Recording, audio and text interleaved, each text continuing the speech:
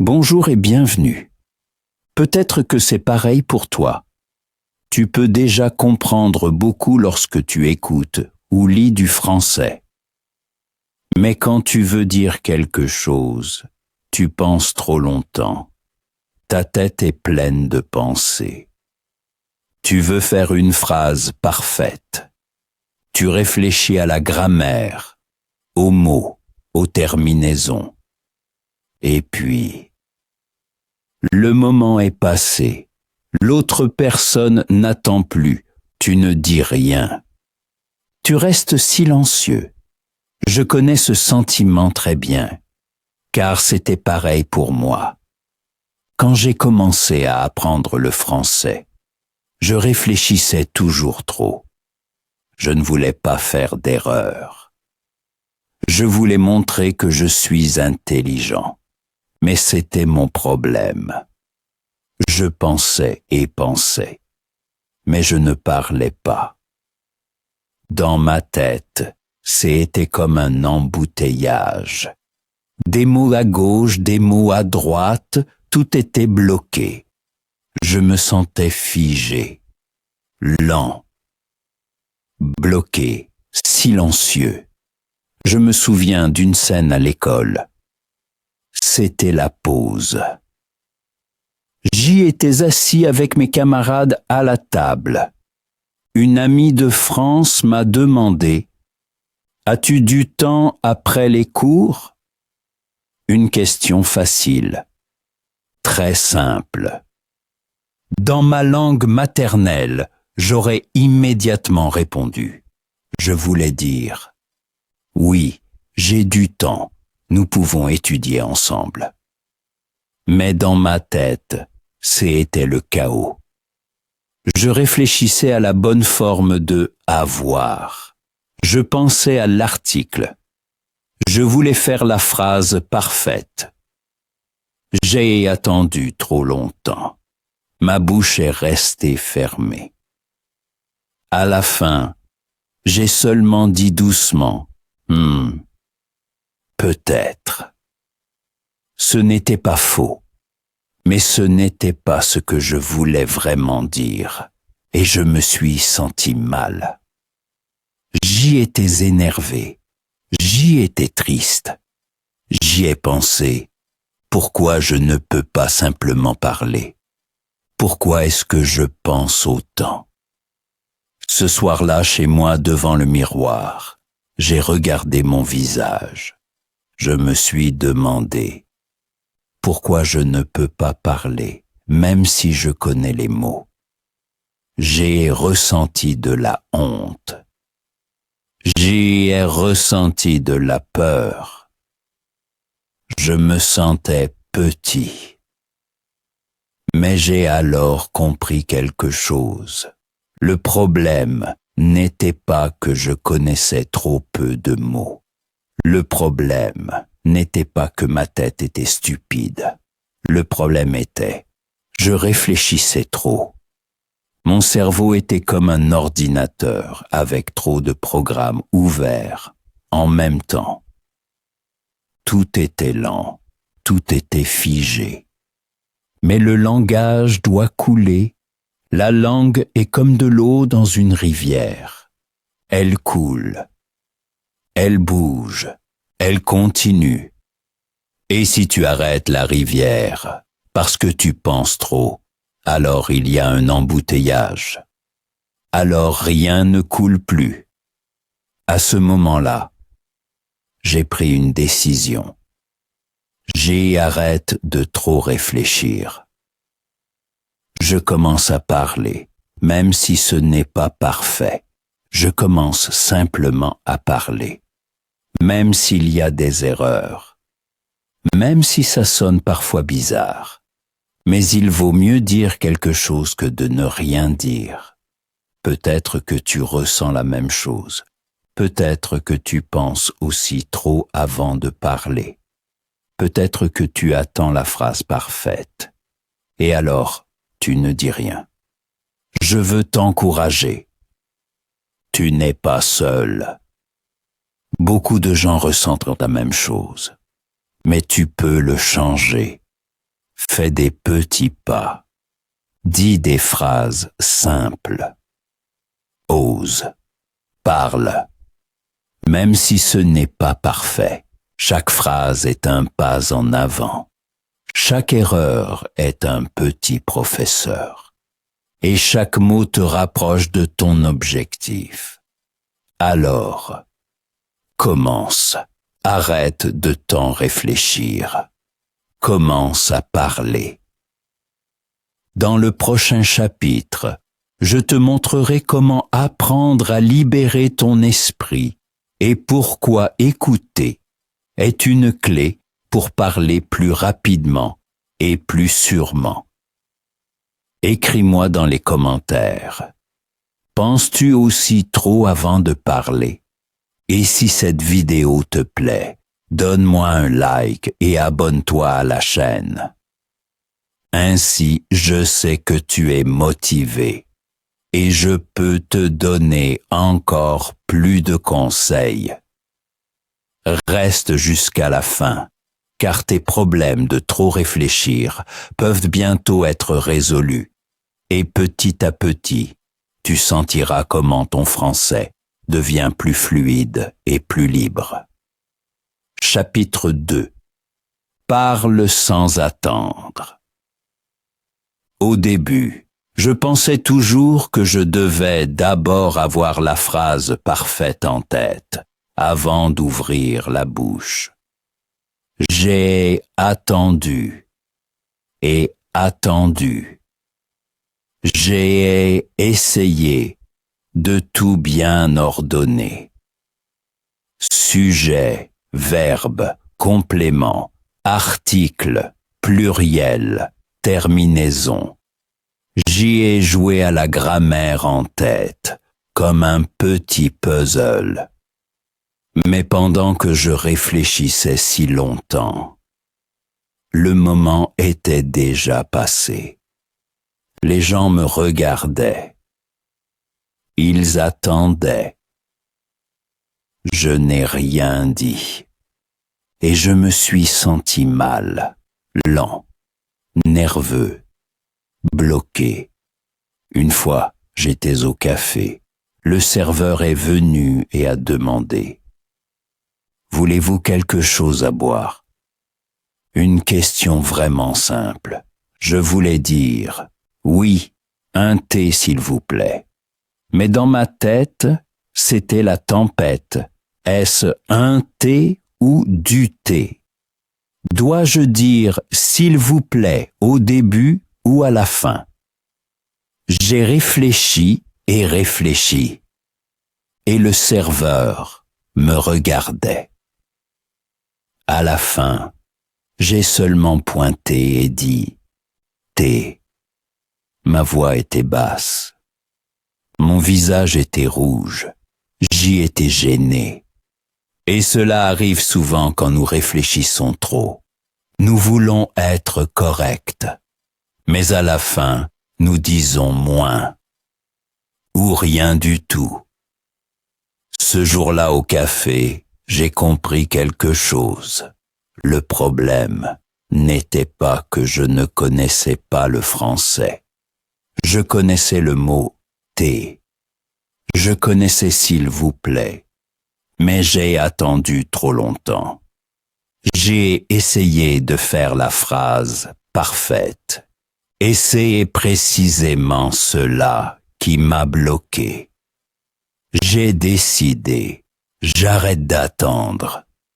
Je commence à parler immédiatement, même si la phrase n'est pas parfaite, même si je fais des erreurs. C'est comme le sport.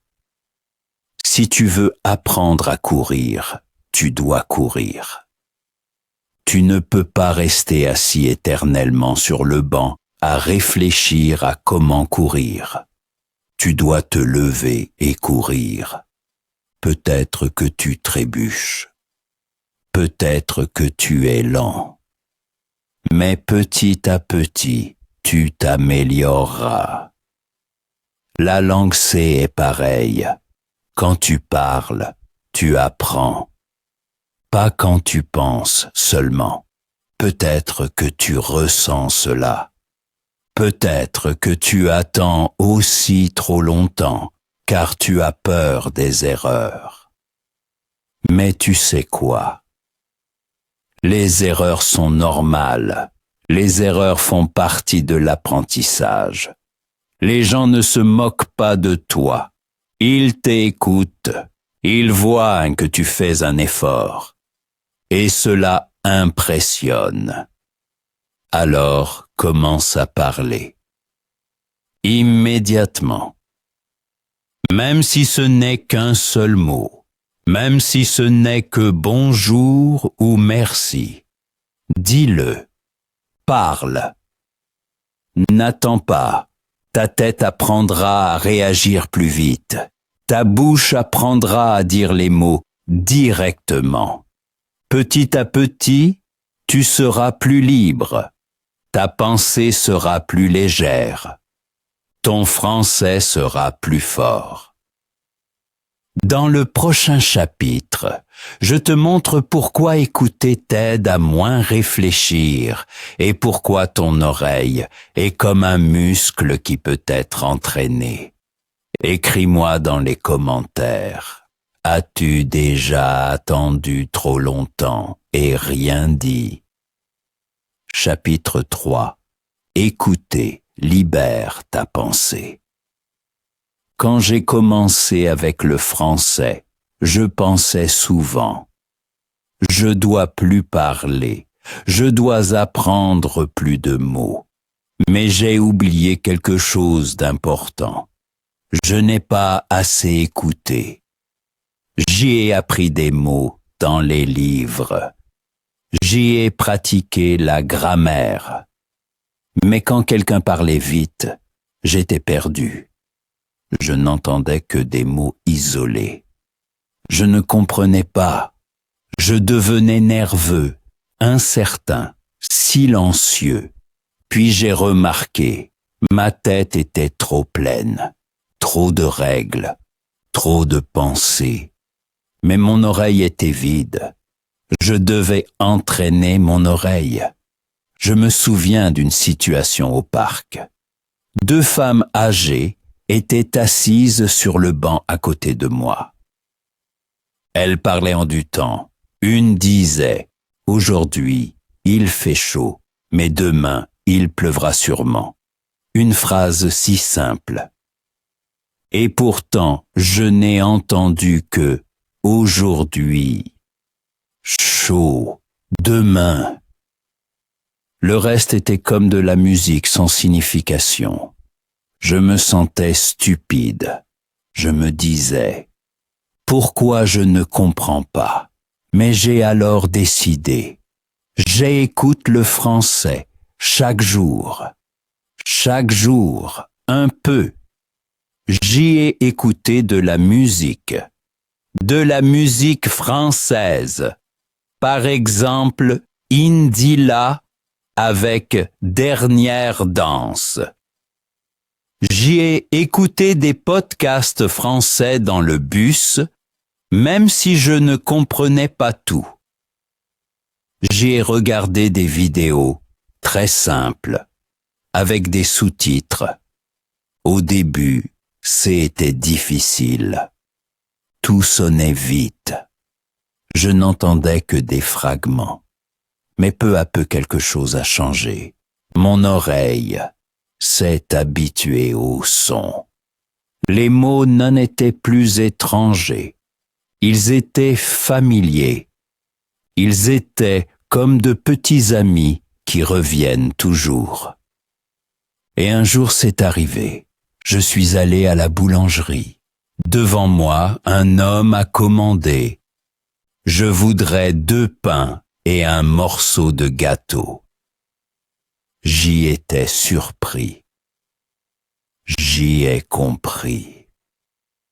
Chaque mot, sans réfléchir. C'était une belle sensation. Léger, clair, libre. J'y ai souri et dans ma tête, j'ai pensé, ça marche. Écouter est comme un muscle. Si tu l'utilises chaque jour, il devient fort. Si tu ne l'utilises pas, il reste faible. La langue est comme la musique. Plus tu l'écoutes, plus elle sonne belle. Peut-être que tu ressens cela. Peut-être que tu penses que tu dois d'abord parler. Mais ce n'est pas vrai. Écouter est tout aussi important. Ton oreille construit des ponts dans ta tête. Ton cerveau lie les sons à un sens. Et un jour vient le moment. Tu comprends sans traduire. Tu écoutes et tu comprends. C'est un moment magique. Je veux t'encourager. Commence aujourd'hui. Écoute 10 minutes de français par jour. En cuisinant, en te promenant, en nettoyant. Ton cerveau écoute aussi. Même si tu ne comprends pas tout, et c'est suffisant. Petit à petit, ton oreille s'améliorera. Ta tête pense moins. Ta langue devient plus légère. Dans le prochain chapitre, je te raconterai comment rendre ta peur de parler plus petite et pourquoi le courage est plus important que la perfection. Chapitre 4. Pas de peur de parler. Au début, j'avais toujours très peur de parler. Je voulais dire quelque chose, mais ma voix restait basse. Je me disais, si je parle maintenant, je ferai sûrement une erreur. Si je fais une erreur, les gens riront. S'ils rient, j'aurai honte. Alors je me suis souvent tu. J'y ai seulement hoché la tête, seulement souri. Mais en moi, c'était stressant, pression, peur. Je me souviens encore bien d'une situation. J'y étais à la boulangerie. 2 personnes devant moi parlaient vite. Puis, c'était mon tour. La vendeuse a demandé gentiment, « Que désirez-vous » Je savais exactement ce que je voulais. Je voulais un pain avec du fromage. Très simple. Mais ma tête a bloqué. Je me disais, est-ce le pain ou la pain? Dois-je dire un ou une? Je ne le savais pas. Mon cœur battait vite. Mes mains étaient froides. J'ai réfléchi si longtemps que la vendeuse m'a regardé. Elle attendait.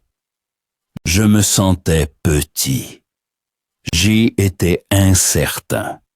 À la fin, j'ai seulement pointé et dit « Ça ». Elle a souri. Elle était gentille. Mais j'étais triste. Je me suis dit plus tard à la maison, pourquoi n'ai-je rien dit? Pourquoi avais-je peur? Pourtant j'avais appris. Je connaissais les mots, mais la peur m'a bloqué. Et là, j'ai compris. Le problème n'était pas que je ne connaissais pas le français. Le problème était ma peur. Je voulais être parfait. Mais ce n'est pas possible. Personne n'est parfait. Même les gens en France font des erreurs. Même les enfants font des erreurs quand ils apprennent à parler. Ils trébuchent sur les mots comme ils tombaient souvent en apprenant à marcher. Mais ils se relèvent.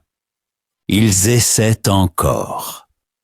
Et finalement, ils savent marcher. C'est pareil pour parler. Chaque erreur est comme un petit pas en avant. Les erreurs ne sont pas tes ennemis. Les erreurs sont tes enseignants. Ils te montrent. Ici, tu peux encore pratiquer. Ici, tu peux encore grandir. Je me souviens aussi d'une autre rencontre. J'y étais au parc et une femme âgée m'a demandé « Avez-vous le heurt ?» Je voulais répondre vite « Oui, il est 3 heures », mais j'étais nerveux. J'y ai regardé mon téléphone. J'y ai dit « 3 heures ». La femme a souri. Elle a compris. Elle a dit « Merci ». Elle était contente. Personne n'a ri.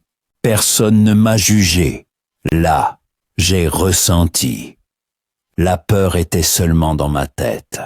Les gens voient que tu fais un effort. Ils sont contents quand tu parles leur langue. Ils sont patients. Et parfois, tu reçois un petit compliment. Un simple « très bien » ou « tu parles déjà beaucoup ». Une petite phrase comme ça peut embellir toute ta journée. Alors, n'attends plus longtemps. N'attends pas d'être parfait. Commence maintenant. Dis des petites phrases. Dis « Bonjour ». Dis « Comment ça va ?» Dis « J'apprends le français ». Dis « J'aime le café ». Ces petites phrases sont comme des graines. Si tu les plantes chaque jour, un grand arbre pousse, petit à petit, mot par mot. Et un jour, tu te rendras compte, tu peux parler sans réfléchir longtemps.